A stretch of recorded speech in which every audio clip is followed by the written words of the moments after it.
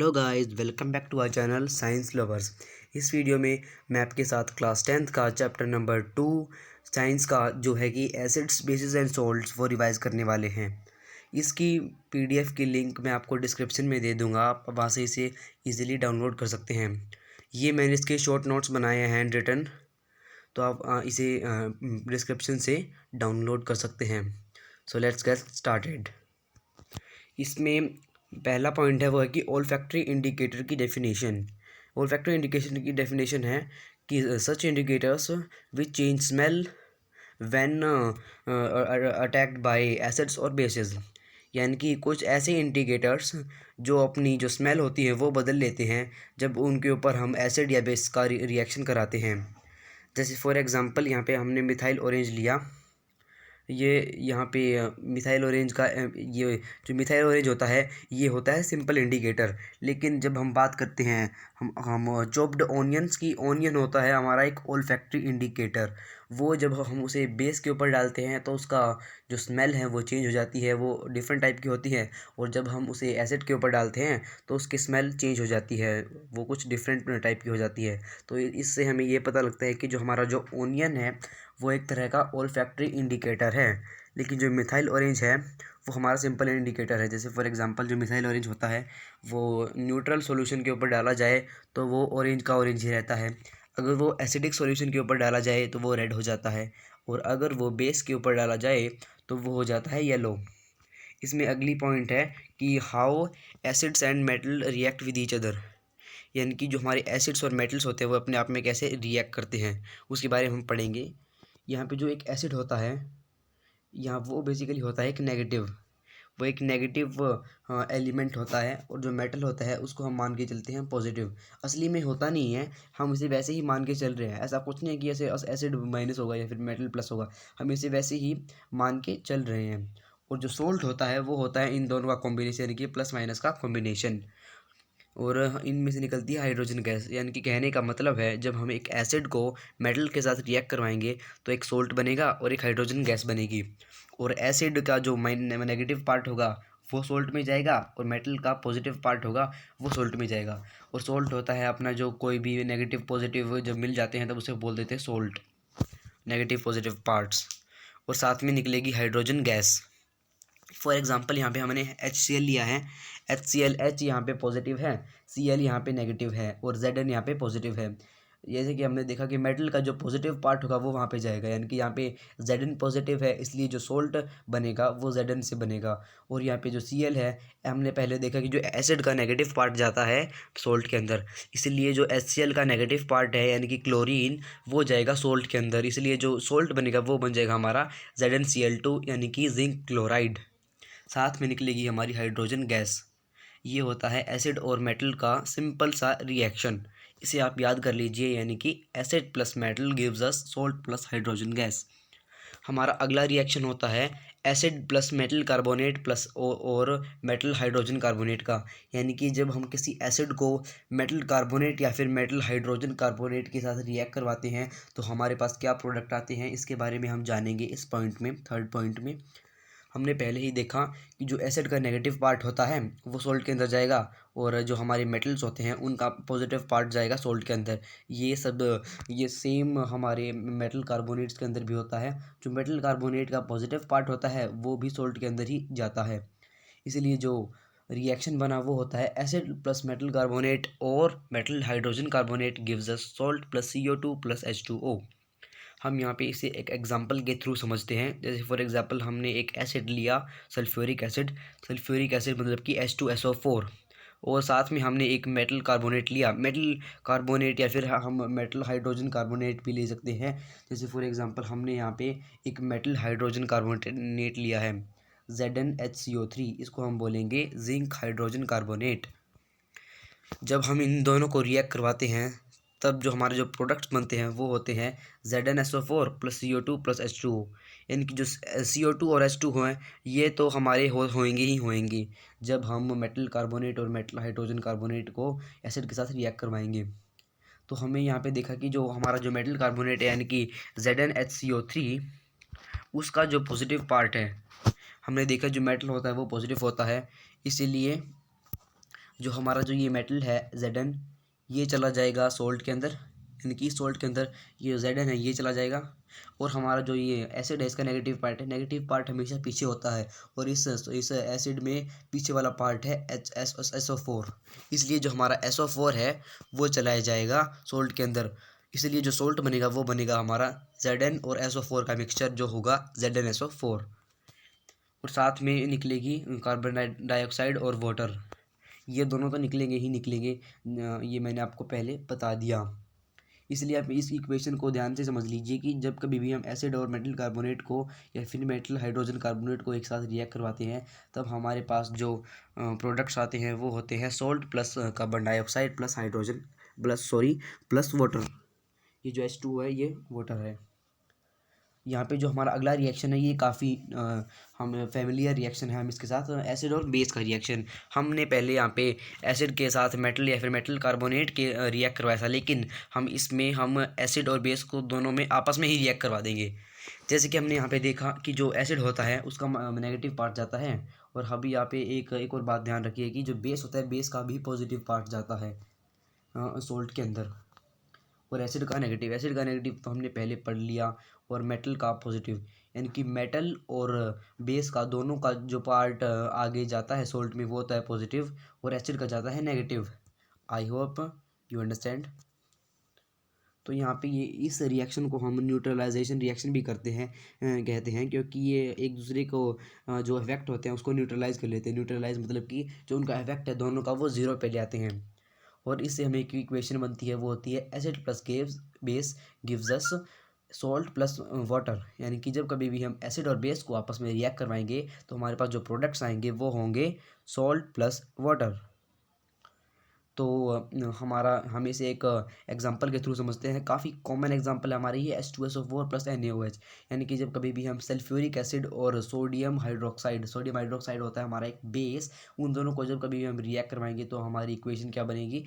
ये जो sulphuric acid है H2SO4 ये एक एसिड है, और ये NaOH ये एक बेस है। सो इन दोनों को अगर हम फॉर्म कराएंगे तो जो हमारा एसिड है, एसिड का नेगेटिव पार्ट होगा SO4। हमने देखा कि पहले जो पीछे वाला पार्ट होता है वो होता है नेगेटिव, इसलिए एसिड का जो नेगेटिव यानी कि पीछे वाला पार्ट है वो जाएगा सोल्ट में, और जो हमारा बेस है उसका आगे वाला यानी कि Na, आगे वाला कहने का मतलब कि पॉजिटिव, जो बेस है उसका जाएगा पॉजिटिव पार्ट उसके अंदर, यानी कि फिर क्या बनेगा NaSO4, यानी कि सोडियम सल्फेट बन जाएगा हमारा ये सोल्ट। साथ में निकल जाएगा वाटर। हमने देखा कि यहाँ पे जैसे फॉर एग्जांपल यहाँ पे हमारा H2 बच गया था, और यहाँ पे बच गया था हमारा OH, यहाँ पे फिर बन जाता है H2O। इसको हमने अभी बैलेंस नहीं किया है, अगर आप इसे बैलेंस करेंगे तो आपको ये काफ़ी सेटिस्फाइंग इक्वेशन लगेगी। हमारा अगला रिएक्शन है वो है कि मेटल ऑक्साइड और एसिड्स का, यानी कि जब कभी भी हम मेटल ऑक्साइड को एसिड के साथ रिएक्ट करवाएंगे तो क्या होगा। यानी कि इस जो हमारा जो फिफ्थ पॉइंट है उसमें ये कहा गया है कि मेटल ऑक्साइड्स होते हैं वो होते हैं बेसिक, और जो नॉन मेटल ऑक्साइड्स होते हैं वो होते हैं एसिडिक। ये हमें कैसे पता लगेगा इसका, ये हम जब पता लगेगा यानी कि जब कभी भी हम मेटल ऑक्साइड को बेस के साथ रिएक्ट करवाते हैं तो वो बनता है एक वो सॉल्ट प्लस वाटर बन जाता है उसका जो प्रोडक्ट होगा। यानी कि जब कभी भी हम मेटल ऑक्साइड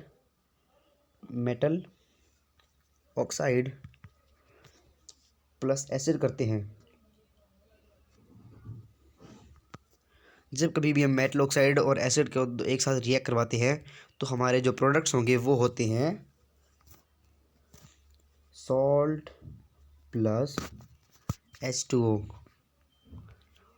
ये हमने एक यहाँ पे देखा न्यूट्रलाइजेशन रिएक्शन में, ये बिल्कुल इससे मिलता जुलता है, क्योंकि जो हमारा जो यहाँ पे मेटल ऑक्साइड है वो बेस की तरह बिहेव करता है, क्योंकि जो हमारा यहाँ पे जो बेस एसिड होगा वो एसिड के साथ होगा, और सॉल्ट यानी कि कहने का मतलब है जो ये हमने ये इक्वेशन बनाई ये काफ़ी इक्वेशन सिमिलर लगती है न्यूट्रलाइजेशन रिएक्शन के इक्वेशन से। इसलिए हम इसे कंक्लूड करते हैं कि जो हमारे मेटल ऑक्साइड होते हैं वो होते हैं बेसिक, और इसी तरीके से जो नॉन मेटल ऑक्साइड होते हैं वो होते हैं एसिडिक, क्योंकि जब कभी भी हम नॉन मेटल ऑक्साइड्स को बेसिस के साथ रिएक्ट करवाते हैं तो वो हमें देते हैं सोल्ट प्लस वाटर।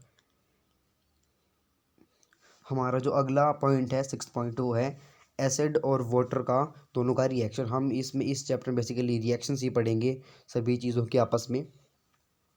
तो इस 6 पॉइंट में हम पढ़ेंगे एसिड और वाटर का आपस में एक रिएक्शन। जब कभी भी हम एसिड को वाटर के अंदर मिलाते हैं जब तो हमें मिलती हैं H+ एक्वस आयोन्स और H3O, यानी कि जो ये H+ एक्वस आयोन्स होती हैं ये होती हैं H3O यानी कि हाइड्रोनियम आयोन्स।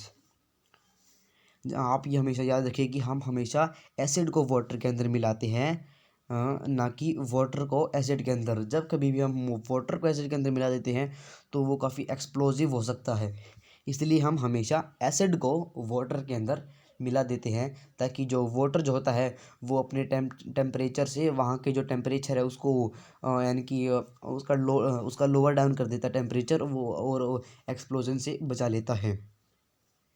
इसीलिए जो वाटर वाटर होता है उसके अंदर हम एसिड डालते हैं ना कि एसिड के अंदर वाटर। फिर हम देखते हैं कि ये जो एसिड और वाटर होता है इससे अगर हम एसिड को वाटर के अंदर मिलाते हैं तो इसकी जो कॉन्स्टिट्यूएंट पार्टिकल्स होते हैं, यानी कि एसिड में एक होता है पॉजिटिव एक होता है नेगेटिव, ये दोनों आपस में अलग अलग हो जाते हैं यानी कि डिसोसिएट हो जाते हैं। जैसे कि हम यहाँ पे देख सकते हैं कि यहाँ पे जो HCl है उसको जब हम वाटर के साथ रिएक्ट करवाएंगे तो वो अपने कॉन्स्टिट्यूएंट पार्टिकल यानी कि कॉन्स्टिट्यूएंट मतलब कि जिससे वो बनता है एसिड किससे बनता है, एसिड बनता है एक पॉजिटिव H आयोन से और एक नेगेटिव क्लोरीन आयोन से। जब हम इन दोनों को रिएक्ट करवाते हैं तो वो इन दोनों से यानी कि ये H+ और Cl- दोनों आयोन्स डिसोसिएट हो जाते हैं, यानी कि आप एसोसिएट यानी कि दोनों जुड़ जाना और डिसोसिएट यानी कि ब्रेक डाउन हो जाना, उनके बीच में एक ब्रेक डाउन हो जाता है। और ये जो हमारा H+ आयन है ये हमारा जुड़ जाता है H2O के साथ। फिर H और H2O जब मिलते हैं जब वो बनता है H3O जिसको हम बोलते हैं हाइड्रोनियम। आप यहाँ पे देख सकते हैं ये है हमारा H3O और हमारा Cl3 तो हाँ निकल ही जाता है क्योंकि जो Cl है माइनस ये कहाँ जाएगा, फिर ये भी तो हमारे उस सॉल्यूशन में ही रहेगा। फिर हम बात कर लेते हैं हमारी बेसिस की। मैंने बेसिस यहाँ पे लिखे नहीं लेकिन बेसिस भी इसी तरह होते हैं। जब भी कभी भी हम बेसिस को वाटर के साथ मिलाते हैं तो वो देते हैं हाइड्रोक्साइड आयोन्स और उसका जो कॉन्स्टिट्यूएंट पार्टिकल्स होते हैं, यानी कि जो एसिड को वाटर में मिलाने में हमें मिलता है हाइड्रोजन आयोन्स और बेसिस को वाटर में मिलाने में हमें मिलता है हाइड्रोक्साइड आयोन्स। ये मैंने लिखा नहीं क्योंकि आप एसिड और वाटर से भी समझ गए होंगे क्योंकि ये काफ़ी आसान चीज़ है, ये मैंने बार बार लिखने की ज़रूरत नहीं है। पीएच स्केल हम देखेंगे इसके बाद। फिर जो हमारा जो पीएच स्केल होता है उसमें 0 से लेके 14 तक नंबर्स होते हैं और जो 7th नंबर होता है वो होता है न्यूट्रल सॉल्यूशन का नंबर। पीएच का फुल फॉर्म होता है पावर ऑफ हाइड्रोजन, यानी कि जैसे ही हाइड्रोजन की पावर इंक्रीज होती जाएगी तो जो बेस होता है वो ज़्यादा स्ट्रॉन्गर होता जाएगा और जैसे कम होती जाएगी तो वो एसिड बनता जाएगा। जैसे फॉर एग्जांपल हम 7 से नीचे के जितने भी पीएच वाले एलिमेंट्स हैं और सॉल्यूशंस हैं वो सभी एसिडिक होंगे और 7 से ऊपर जितने जितने भी एलिमेंट्स या फिर सॉल्यूशंस हैं वो सभी बेसिस होंगे। ये भी काफ़ी आसान चीज़ है, यहाँ ध्यान से देखिए तो इसे। फिर हम देखेंगे इंपॉर्टेंस ऑफ पीएच की इंपॉर्टेंस भी देखेंगे। यहाँ पे प्लांट्स एंड एनिमल्स यानी कि प्लांट्स और एनिमल्स में भी यूज़ होती हैं। जब कभी भी आपने देखा होगा कि हाँ कोई भी बी जो होती है वो हमें काट लेती है तो हमें काफ़ी दर्द होता है, वो क्या करती है जो वो अपना एसिड होते हैं वो उसके स्ट्रिंग में होता है वो हमारे अंदर डाल देती है और फिर हमें उससे जो इरिटेशन होती है पेन होता है, ये अपने बचाव के लिए करते हैं कुछ एनिमल्स।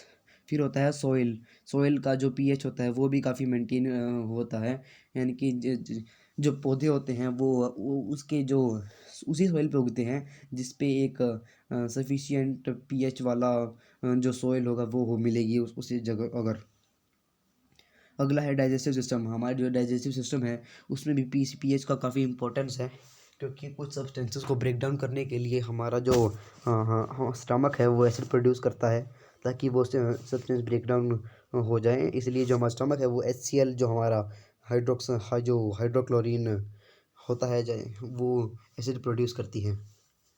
फिर होता है टूथ डिके का, यानी कि जब कभी आपने देखा हो कि दांत में कैविटी हो गया फिर कीड़ा लग गया तो वो किसकी वजह से होता है, वो पीएच के गड़बड़ होने में होता है। या हम ज़्यादा खा लेते हैं मीठा, या फिर जब कभी भी हम ज़्यादा बाहर का तला पला खा लेते हैं तो उसके ऊपर बैक्टीरियाज आने शुरू हो जाते हैं, और जब वो बैक्टीरियाज होते हैं वो एसिड क्रिएट करते हैं, और वो एसिड होते हैं वो हमारे दांत को खोखला बना देते हैं, वो उसके अंदर कैविटी क्रिएट कर देते हैं। इसे हम बोलते हैं tooth decay. Self defence by animals, इस ये हमने पहले ही बता दिया। जैसे फॉर एग्जांपल कुछ एनिमल्स जैसे कि बीज वगैरह अपने स्ट्रिंग में एसिड लेके रखती हैं ताकि वो दूसरे जानवरों से सेल्फ डिफेंस कर सकें। फिर हम देखेंगे कि ये जो सोल्ट्स होता है उनका पीएच भी वेरी करता है। हम आगे सोल्ट्स में, अब हमारा जो ये अगला पार्ट है वो शुरू हो चुका है चैप्टर का। यहाँ पे ये अगला पार्ट शुरू होता है। ये इसमें कहा गया है कि जो पीएच होता है वो सोल्ट्स का वेरी होता है। यानी कि जो सोल्ट होते हैं वो कई एसिड भी होते हैं, कई न्यूट्रल भी होते हैं, और कई बेसिक भी होते हैं। एसिड सोल्ट कौन से होते हैं? एसिड सोल्ट वो होते हैं, जैसे कि हमने यहाँ पहले देखा कि एसिड सोल्ट क्या होता है, कोई भी पॉजिटिव पार्ट और नेगेटिव पार्ट का मिक्सचर। और जो पॉजिटिव पार्ट आता है वो आता है मेटल या फिर बेस से, और जो नेगेटिव पार्ट है वो आता है एसिड से। तो इसमें कहा गया है कि if it is made from more acid then then less stronger acid. यानी कि जब कभी भी हम एक negative part less stronger acid से लेते हैं तो वो एक एसिडिक बन जाते हैं। यानी कि if it is made from more strong acid, यानी कि जब बहुत ज़्यादा स्ट्रॉन्गर एसिड हमने लिए, जैसे फॉर एग्जांपल हाइड्रोक्लोरीन है, एक बहुत स्ट्रॉन्ग एसिड है। अगर हम उसका एक सॉल्ट बनाएं तो वो काफ़ी ज़्यादा वो होगा, काफ़ी ज़्यादा एसिडिक होगा सॉल्ट भी। इसलिए, और अगर हम कोई सॉल्ट बनाए किसी काफ़ी स्ट्रॉन्गर बेस से, यानी कि for example NaOH sodium hydroxide होता है, वो काफ़ी स्ट्रॉन्ग बेस होता है। अगर हम उससे कोई सॉल्ट बनाएं तो वो बनेगा बेसिक, यानी कि जो उसके जो जिस चीज़ से वो बनता है उसके ऊपर वेरी करता है कि हमारा जो सॉल्ट है वो किस नेचर का है। फिर हम देखेंगे जी, यानी कि फॉर एग्जांपल इसका एक एग्जांपल भी हमारे पास है, यानी कि NaOH जो होता है उसका सॉल्ट बनता है NaCl और H2O।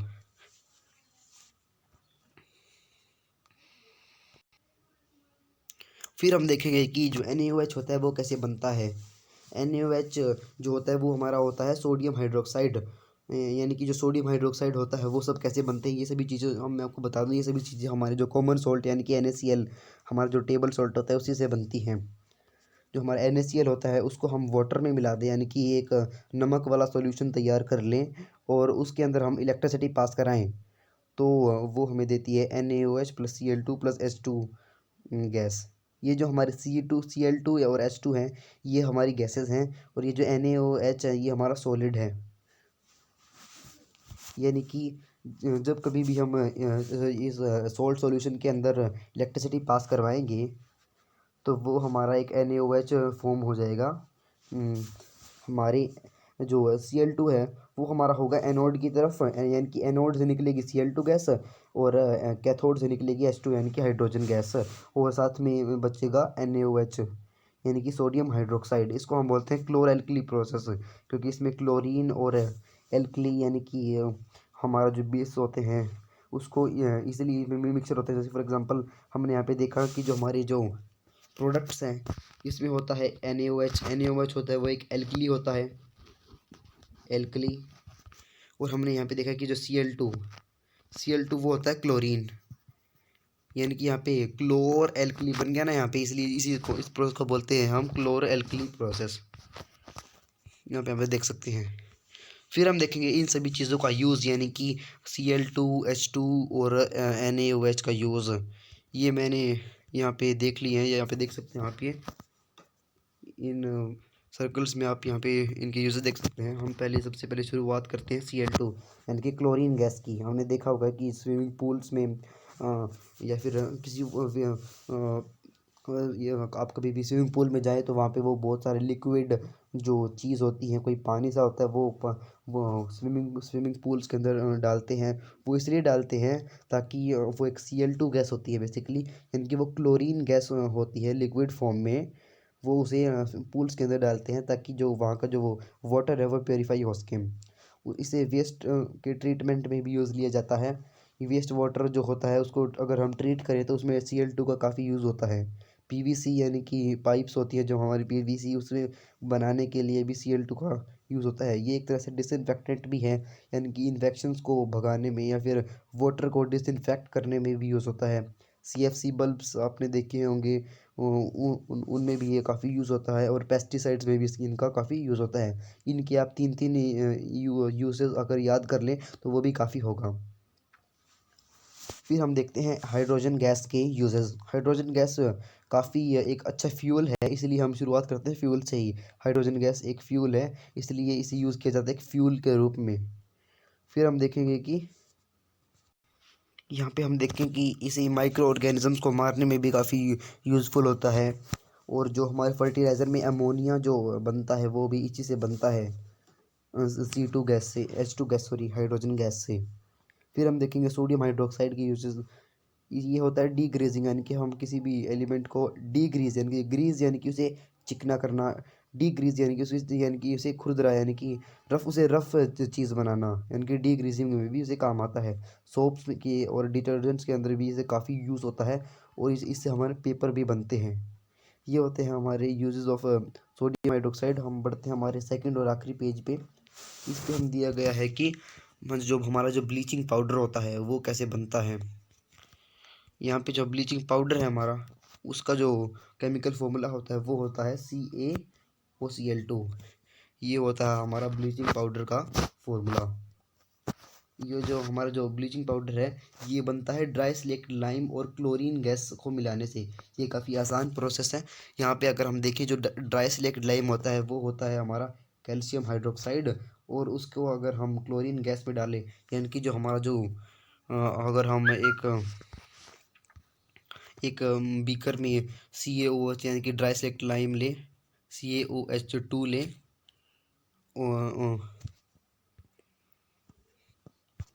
वेट,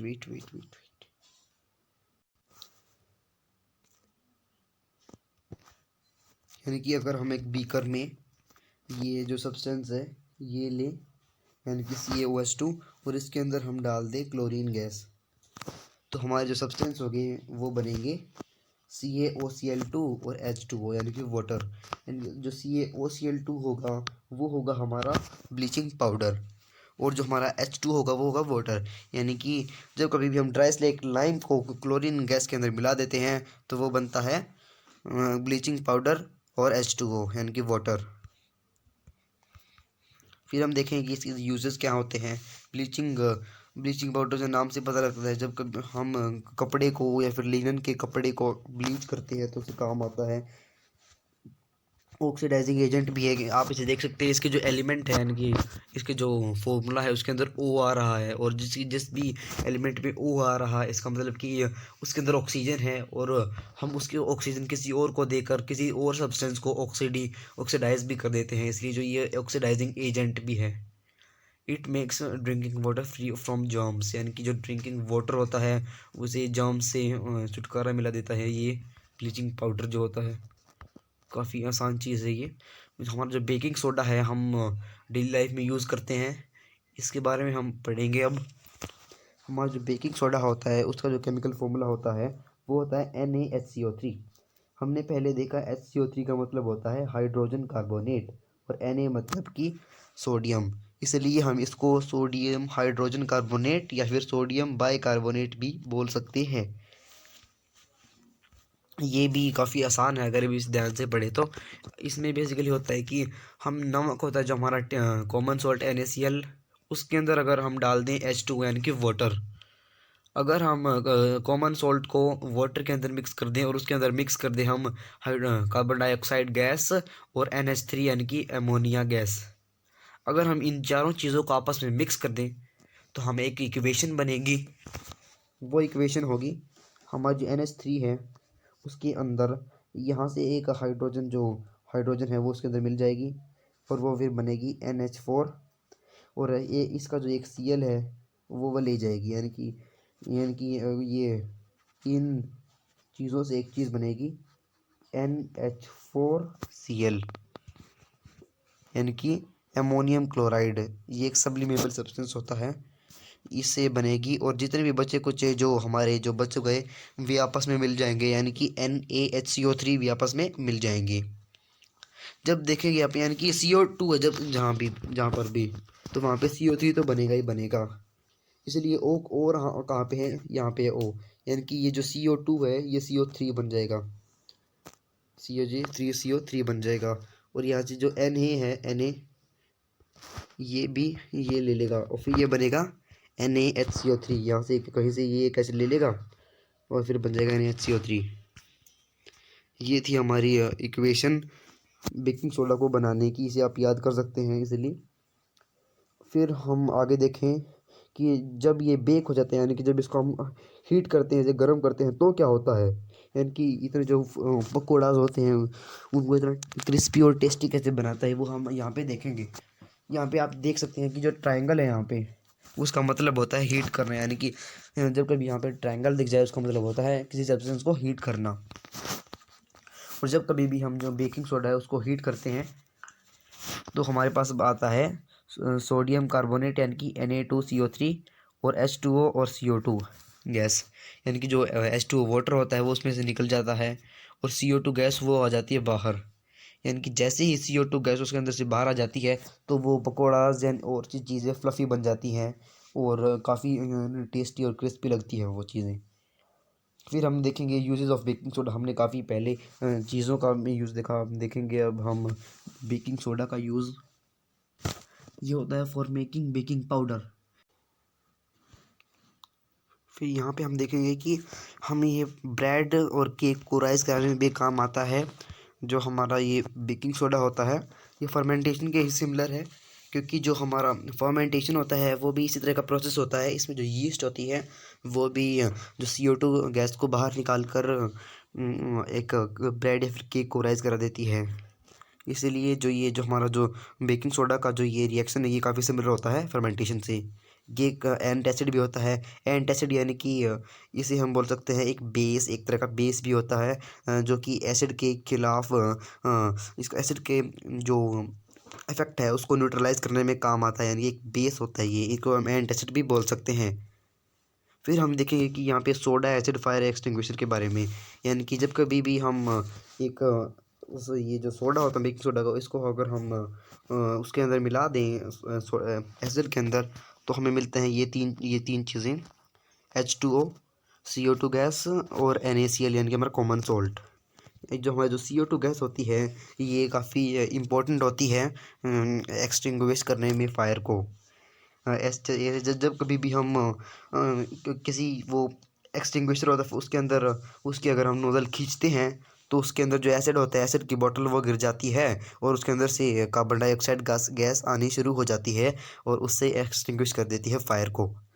फिर हम देखेंगे कि आगे वॉशिंग सोडा होता है वो कैसे बनता है। ये काफ़ी आसान प्रोसेस है। अगर हम Na2CO3 यानी कि सोडियम कार्बोनेट के अंदर वाटर मिला दें तो वो बन जाता है वॉशिंग सोडा। जो ये जो सोडियम कार्बोनेट होता है इसके साथ जब कभी भी 10 मोलिक्यूल्स ऑफ H2O मिल जाते हैं तो वो हमें देता है वॉशिंग सोडा। फिर हम देखेंगे इसकी यूज़।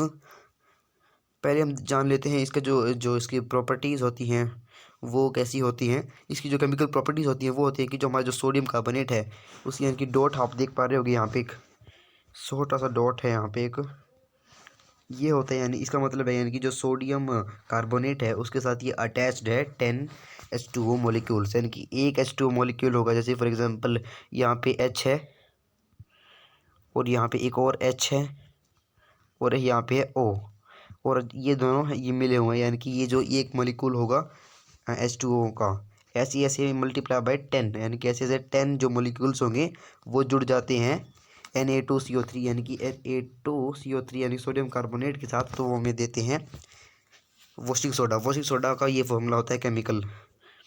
ये इसके यूज़ देख लेते हैं हम यहाँ पे। ये ग्लास, सोप और पेपर बनाने में काफ़ी यूज़ होता है। ये हमें बोरेक्स बनाने में भी काम आता है। बोरेक्स एक सब्सटेंस होता है, एक केमिकल सब्सटेंस है, उसके बारे में हम कुछ डिटेल में पढ़ेंगे कुछ हमारी अगली क्लासेस में। ये होता है cleaning agent for domestic purpose. ये हम वॉशिंग सोडा को हम कपड़े धोने में या फिर किसी चीज़ को धोने में हम काम करते हैं। हम नाम से पता लग रहा है वॉशिंग, यानी कि किसी भी चीज़ को वॉश करने में हम इसे यूज़ करते हैं। ये डोमेस्टिक पर्पस में क्लीन करने में काफ़ी यूज़फुल रहता है। ये जो वाटर है उसके परमानेंट हार्डनेस को मिटा देता है, यानी कि वाटर को चिकना बेसिकली कर देता है। फिर हम देखेंगे जो हमारी जिप्सम से जो हमारा जो कैल्शियम सल्फेट होता है हेमीहाइड्रेट, वो कैसे बनता है। ये हम देखेंगे जो ये पीओपी की तरह यूज़ होता है, ये जो CA2CaSO4, इसे हम बोलेंगे कैल्शियम सल्फेट हेमीहाइड्रेट। हेमी मतलब कि हाफ, यानी कि जो H2O है वो उसका जो एक मॉलिक्यूल होगा वो 2 कैल्शियम सल्फेट के साथ मिक्स हो जाएगा। फिर हम उसे बोलेंगे CaSO4 हाफ H2O। ये कैसे बनता है, ये होता है बेसिकली एक जिप्सम होता है, जिप्सम यानी कि पाउडरी सब्सटेंस होता है। ये पाउडरी सब्सटेंस यानी कि वो ये काफ़ी हार्ड होता है। ये जिप्सम जो होता है, ये जिप्सम होता है CaSO4+2H2O, यानी कि जो CaSO4 यानी कि कैल्शियम सल्फेट में 2 मॉलिक्यूल्स ऑफ वाटर जब मिल जाते हैं तब वो एक हार्ड सब्सटेंस फॉर्म करता है, उसे हम पीओपी भी बोलते हैं और उसे हम बोलेंगे जिप्सम। अगर हम इसकी जो वाटर है उसको उड़ा दें, यानी कि उसे स्टीम के भाप के रूप में उसे गायब कर दें, ये यहाँ पे देख पाए, यहाँ पे एक ट्रायंगल दिया गया है, इसका मतलब किसी हीट कर दें। हीट करने से क्या होगा, उसकी जो स्टीम उसके अंदर उसकी वाटर है वो स्टीम बनकर उड़ जाएगी। अगर हम इसे हीट करें तो वो फिर वो बनेगा CaSO4 डॉट हेमी हाइड्रेट, यानी कि जो कैल्शियम सल्फेट है उसके जो 1.5 मॉलिक्यूल बच गया वाटर का, वो उड़ जाएगा और जो हाफ मॉलिक्यूल है वो इसके साथ रह जाएगा। फिर ये बनेगा CaSO4 हेमी हाइड्रेट, यानी कि कैल्शियम सल्फेट हेमी हाइड्रेट। इसके यूजेस काफ़ी सिंपल से हैं। ये हमें जब हमारी हड्डी टूट जाती है तो उसके फ्रैक्चरिंग के ऊपर जो डॉक्टर होता है वो पेस्ट लगाता है, वो होता है इसी का पेस्ट, यानी कि जो CaSO4 है हेमी हाइड्रेट है, इसी का पेस्ट होता है। फिर उसके अंदर हम पानी मिला देते हैं ताकि वो हार्ड हो जाए। फ्रैक्चरिंग में काम आता है, जिसके टॉयज़ भी बनते हैं काफ़ी सारे। और ये जो सरफेस होता है उनको स्मूथ कर देता है। आपने देखा होगा सीमेंट लगाने के बाद दीवारों पे वो खुरदरी सी हो जाती हैं, लेकिन उनको प्लेन करने के लिए उनके ऊपर एक पीओपी लगाया जाता है, और वो पीओपी कोई और नहीं बल्कि कैल्शियम सल्फेट हेमी हाइड्रेट ही होते हैं। फिर हम देखेंगे हम crystals of salts are wet. हम देखेंगे कि जो ये क्रिस्टल्स ऑफ सॉल्ट होते हैं ये ड्राई होते हैं, वेट होते हैं। हमने पहले बता दिया कि जो वेट होते हैं, लेकिन हमें देखने में वो ड्राई लगते हैं, यानी तो कोई पानी नहीं लगता, लेकिन हम पहचानेंगे कि वे ये काफ़ी वेट होते हैं। इससे हमें पता एक चीज़ का पता लगता है, वो होती है यानी definition of water of crystallisation. इसका मतलब होता है fix number of water molecules in 1 formula unit of salt, यानी कि कुछ fix number of water molecule, यानी कि वो कितने वाटर मॉलिक्यूल होंगे एक फार्मूला यूनिट ऑफ सॉल्ट में। यानी कि कोई भी एक फार्मूला यूनिट ऑफ सॉल्ट मतलब कि जैसे कि फॉर एग्जांपल NaCl है, एक मिनट, NaCl, इसके साथ में कितने सॉल्ट होंगे, कितने नंबर ऑफ वाटर मॉलिक्यूल्स होंगे। इसके साथ कोई भी नंबर ऑफ वाटर मॉलिक्यूल्स नहीं होंगे क्योंकि ये बिल्कुल ड्राई होता है। लेकिन जब कभी भी हम बात करें पीओपी या फिर कैल्शियम सल्फेट की, कैल्शियम सल्फेट के साथ ये आप देखेंगे कि जो हाफ H2 होता है ये होता है, यानी कि एक formula unit of calcium sulphate में हाफ यूनिट ऑफ H2 होता है। इसे हम बोलते हैं वाटर ऑफ क्रिस्टलाइजेशन। और यहाँ पे हम देखेंगे जो जिप्सम होता है उसमें एक कैल्शियम सल्फेट के फार्मूला यूनिट में होता है 2H2O मॉलिक्यूल्स। और इसी के साथ में हमारा चैप्टर ख़त्म हो जाता है। ये काफ़ी हमने शॉर्ट नोट्स बनाए थे, या फिर ये सिर्फ 2 पेजेस में भी फिनिश कर दिया हमने। यहाँ पे हमने 2 पेजेस में ही इसे ख़त्म करके दिखा दिया। और अगर आपको ये वीडियो पसंद आई हो तो इसे लाइक कीजिए, इसे ज़्यादा से ज़्यादा शेयर कीजिए। और अभी तक आपने हमारे चैनल को सब्सक्राइब नहीं किया है तो इसे सब्सक्राइब कीजिए। हम साइंस के और बहुत सारे जो चैप्टर्स हमारे बचे हैं उन सभी की वीडियो हम जल्द से जल्द लाने वाले हैं, इसलिए आप चैनल को सब्सक्राइब करना बिल्कुल भी मत भूलिएगा।